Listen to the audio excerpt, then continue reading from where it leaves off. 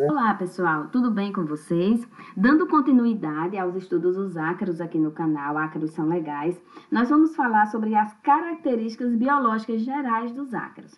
Mas se você quer saber mais informações sobre os ácaros, siga o Instagram Ácaros São Legais. E se você quer saber mais informações sobre biologia, siga o Instagram Biologia Pra Quê e Pra Quem.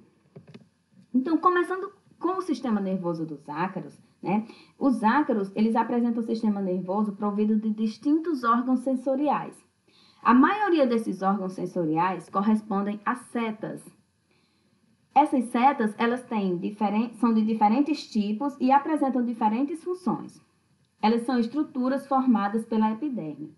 A maioria das setas do idiossoma e dos apêndices de um ácaro apresenta função mecanorreceptora, certo?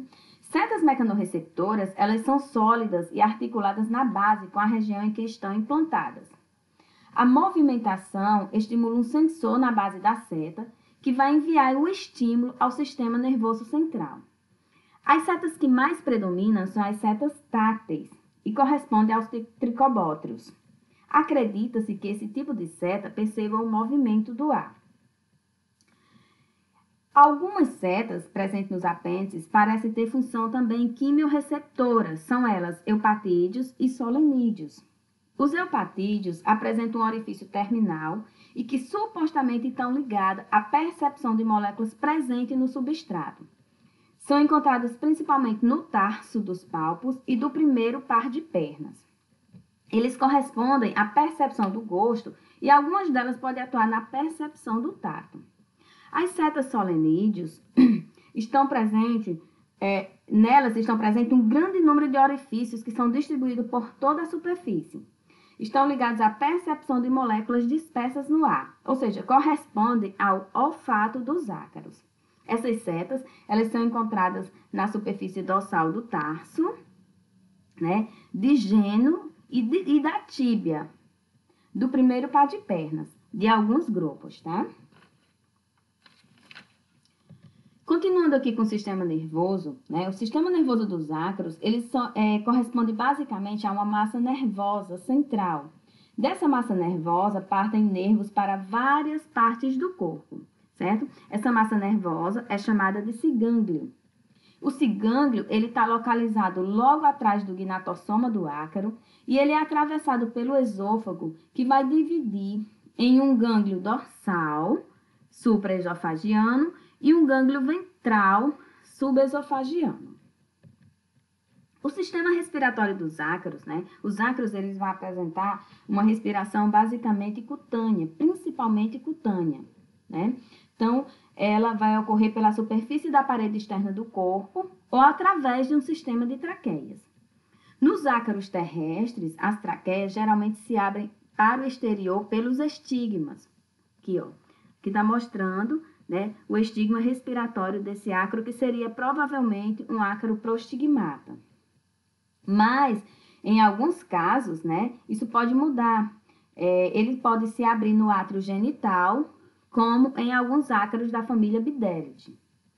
Nos Hydracnidae, que são os ácaros aquáticos, né, as trocas gasosas, elas ocorrem em pontos da parede do corpo, constituído por orifícios cobertos por uma camada muito fina de cutícula. No interior de cada um se encontra um enovelado de traqueias. Então, nos ácaros aquáticos, né, já é um pouco diferente a questão da respiração. Aqui nós temos na imagem, mostrando para vocês a localização, né, do estigma e do peritrema. Então, os ácaros, eles são classificados de acordo com a presença e posição desse estigma. Então, quando não se observa estigma, né, quando há ausência de estigma, diz-se que esse ácaro é astigmata, tá bom? Já nos prostigmata, o estigma, ele está localizado anteriormente ao primeiro par de pernas. As famílias que apresentam estigma localizado nessa região são Taxonêmide, Tenuipalpide, Tetraníquide e Eriofide. Em mesostigmata, o estigma está localizado entre o segundo e o quarto par de pernas, né? Ele Quem apresenta esse tipo de estigma são ácaros da família Phytozoides, né? Estigmas nessa posição. Nos metastigmata, ele vai ser encontrado posterior ao quarto par de pernas. O sistema circulatório dos ácaros, ele é lacunar, né? Onde a hemolinfa vai banhar os órgãos internos. A hemolinfa, ela desempenha funções de transporte de nutrientes, de mensageiros químicos, como, por exemplo, os hormônios e produtos da excreção. Além disso, a hemolinfa também dá firmeza ao corpo do ácaro, certo? O sistema glandular dos ácaros, né? No sistema glandular, a maioria das glândulas libera seus produtos próximo à abertura bucal ou na região do primeiro par de coxas. Então, as glândulas salivares estão sempre presentes em anactinotríquida, né, e desempenham um papel importante na alimentação. Há também glândulas acessórias que produzem líquido seminal e os espermatóforos, certo? Glândulas sericígenas, né, que são encontradas nos tetraníquide, estão localizadas no prodossoma, próximo à base dos palpos, né, e elas são utilizadas na confecção de teias. E glândulas dermais, em astigmata, que pode agir como feromônios. O sistema excretor dos ácaros, né? A excreção deles, dos restos nitrogenados, resultantes do metabolismo celular de proteínas e ácidos nucleicos, ela parece ser realizada principalmente na forma de guanina, que é um composto não solúvel. Mas, em algumas espécies de prostigmata, pode ser feita na forma de ácido úrico, certo?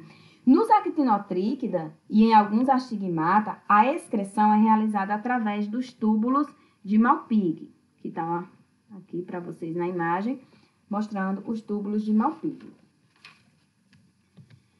Quanto ao sistema reprodutor, né? O do macho vai apresentar 1 ou 2 testículos, 2 dutos deferentes, o duto ejaculatório ou vesícula seminal e também glândulas acessórias. Além dessas estruturas, em alguns grupos, nós podemos observar a presença do espermatodáctilo, seria essa estruturazinha aqui, ó. Ela está presente em machos de mesostigmata dos grupos Dermanicina e Heterozircônia, certo? E o espermatotrema, nessa imagem aqui a gente consegue ver bem bonitinho o espermatotrema, né? Presente em machos dos mesostigmata dos grupos Parasitina. As duas estruturas são envolvidas no processo de transferência de esperma. Além dessas estruturas, nós também podemos observar o edégo, né? Em alguns grupos de prostigmata e astigmata. Ele fica no final do duto ejaculatório, né? Essa estrutura, ela tem a função de transferir o esperma para as fêmeas.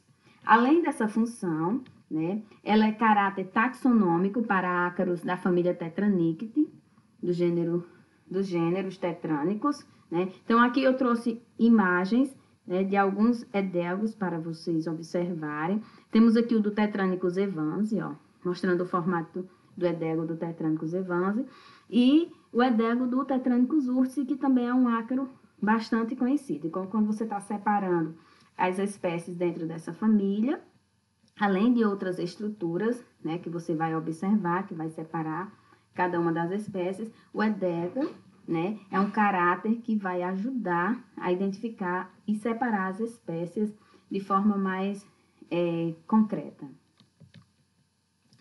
Quanto ao sistema reprodutor da fêmea, ele é composto por um ovário, 2 ovidutos, um útero, a vagina, onde possui um ovipositor em alguns grupos, né, por glândulas acessórias ligadas ao útero e por o oóporo.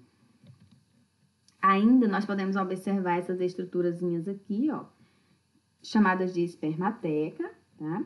E essas espermatecas, elas exercem a função de armazenamento de esperma. Então, elas ficam lá, e o esperma é recolhido e fica armazenado aqui dentro dessa espermateca. Quanto à reprodução. A reprodução dos ácaros, ela pode ser sexuada, onde há a presença de macho e fêmea. Nesse tipo de reprodução, pode ocorrer a transferência indireta, né? Onde espermas são depositados em espermatóforos e deixados no substrato, e em seguida são recolhidos pela fêmea através do oóporo, ou transferência direta, através do oóporo, chamada de tocospermia, ou através de poros de introdução de esperma, chamado de podospermia. A reprodução também pode ser assexuada. Nesse caso, o que ocorre é a partenogênese, né? Essa partenogênese, ela pode ser obrigatória ou facultativa, e existem 3 tipos de partenogênese. A renótoca, onde fêmeas irão dar origem a machos, a telítoca, onde irão emergir apenas fêmeas, a deuterótoca, onde vão ter os 2 sexos, né? Machos e fêmeas. Pode ocorrer também o que chama de pedogênese, que é a possibilidade de reprodução em estágios pré-adulto, ou seja, o ácaro ainda imaturo, né? Ele consegue se reproduzir, né? E dar origem a uma prole. Aqui na imagem, a gente vê um macho, né? De Tassonêmide carregando a sua polpa, a polpa provavelmente a polpa de uma fêmea, né? E aí, quando ela emerge, ele já acasala imediatamente. Então, ele tem esses últimos pares de pernas modificados, né? Ele consegue agarrar essa pulpa e ele fica andando com ela por todos os lugares até ela emergir e ele conseguir reproduzir. Desenvolvimento. Então, com relação ao desenvolvimento dos ácaros, né? Ele é bem simples. Então, do ovo vai eclodir uma larva, né? E aí, da larva, né, vai vir uma protoninfa e uma deutoninfa e depois um adulto. Então, a cada estágio desse, né, eles vão passar pelo aquele processo chamado de equidise, onde eles vão liberar o tegumento velho, tá bom? E vão obter um novo tegumento para aumentar o tamanho do corpo e consequentemente, mudar de fase. A larva, ela apresenta 3 pares de pernas, né, com exceção para alguns ácaros da família Eriofiide, tá bom? A protoninfa, ela já vai apresentar 4 pares de pernas e as deutoninfa e adultos também apresentam 4 pares de pernas. Pode acontecer uma tritoninfa, não é muito comum, tá? Mas pode acontecer principalmente em ácaros astigmata e metastigmata. Quanto à alimentação, os ácaros, eles podem ser predadores, fitófagos e onívoros. Nessa imagem, ela mostra, né, um ácaro da família Tetraníquide e um ácaro da família Eriophyide, alimentando-se do conteúdo celular de uma folha, né? Aqui dá para a gente observar o tamanho do estilete do Tetraníquide em relação ao tamanho do estilete do Eriophyide. Mas ambos conseguem se alimentar do conteúdo celular e são ácaros que causam grandes problemas, né, para a agricultura. Eles apresentam grande importância econômica por conta dos danos que ele causa em algumas culturas. Não são todas as espécies dentro da família Tetraníquide que são consideradas praga, nem também dentro da família Eriophyide, mas nós temos importantes ácaros dentro dessas 2 famílias que são de grande importância econômica. Os ácaros, como vocês sabem, né, eles não voam, eles não apresentam asas, certo? Já foi dito em outras aulas, mas eles conseguem se dispersar. Então, eles se dispersam através do vento, e através do vento eles podem alcançar longas distâncias. Eles também podem caminhar, né, e alcançar pequenas distâncias, mas mesmo assim se dispersar. Eles podem ser transportados através de plantas pelo homem. Então, uma pessoa vai de uma cidade para outra, levando uma muda de planta, ou até mesmo de um estado ou de um país para outro, se permitir sair com a muda de um país, né? E aí ele pode estar levando junto com o ácaro, com a planta, um ácaro. E até mesmo no corpo, nas malas, né? Mas aqui nós estamos falando da planta, então ele pode ser levado de um lugar para outro através de plantas, né? Do transporte de plantas pelo homem. E o que não é muito comum, né? É um fenômeno chamado de forésia, né, ou foresia, onde eles são transportados através de insetos. Então, aqui nessa imagem a gente consegue observar, né, aqui seria um ácaro, né, com outros ácaros menores no corpo dele, mas também outros insetos podem carregar, né, ácaros a determinadas distâncias. Então, se você gostou da aula, não esquece, tá, de seguir a gente aqui no canal. Se inscreve no canal, tá bom? Deixa seu like, curte aí nossas aulas. E também comenta, né? Seu comentário é muito importante para o crescimento do canal. E segue lá os Instagrams Ácaros São Legais e Biologia Pra Quê e Pra Quem. Obrigada, até a próxima aula.